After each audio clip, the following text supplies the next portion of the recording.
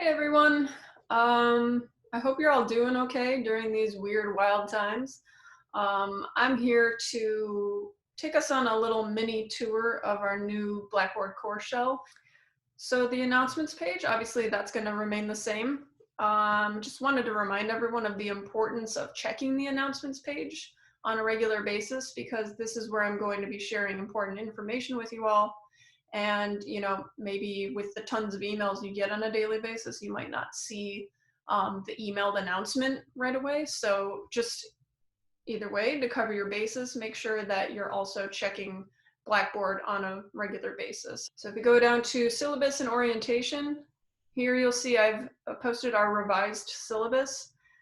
I've changed a lot of the due dates for things. So before you email me and ask me when something is due, you might want to check the syllabus first and just see, does it make note of that changed date on there? And if you have any follow-up questions, you can feel free to email me about that.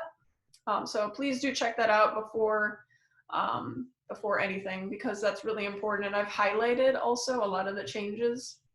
And so that should be something that you look at ASAP if you haven't already. Each week, I mentioned in my email that we'll be having learning modules. Now, if you've taken an online class before, this should be familiar to you. If you haven't, this is where you go for your kind of like one-stop shop, so to speak. This week will be 1700 to 1800. So if you click on that, it'll bring you to everything you need for the week. The readings,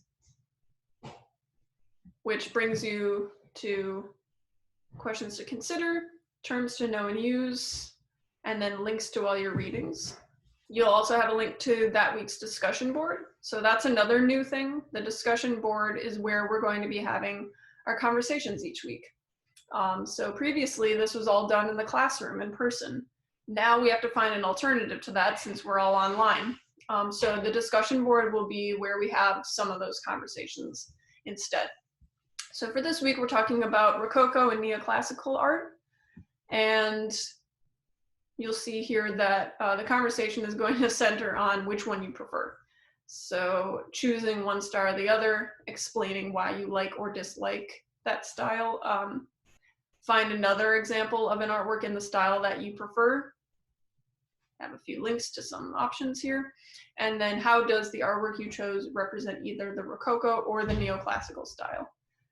So the conversation will take place in here. You will click on that link, create a thread, and then you can type in your response. I like Rococo. Submit. All right, so that's the discussion board. Let's go back to the learning module. All right, so you've got your discussion board. You can see when it's due clearly here. I'm also introducing a new assignment this week that will be due April 19th at 11:59. So I'm calling this a quote unquote midterm compare and contrast essay, even though we're past the midterm point at this point in the semester. You're going to compare and contrast a work that we've covered already in class this semester. So roughly 1300 to 1800.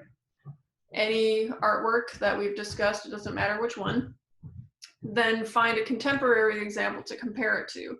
So something from roughly the last 10 years or so. And I'm leaving it open, very broad. The contemporary example could be anything that's primarily visual. So it could be an artwork, a TV show, a movie, an internet meme, a poster, a billboard, whatever. If something comes to mind, great. If you need help, I can start brainstorming some ideas with you.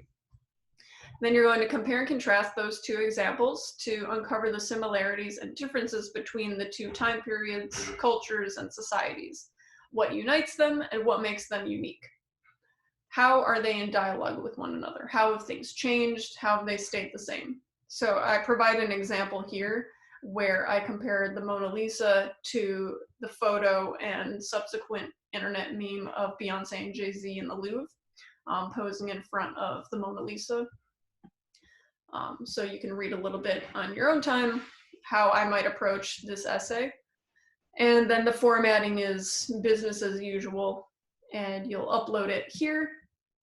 to Blackboard rather than emailing it to me. Okie dokie, so that's the learning module. The only other thing that's changed is my office hours. So of course I won't be on campus. All the office hours will be virtual from now on.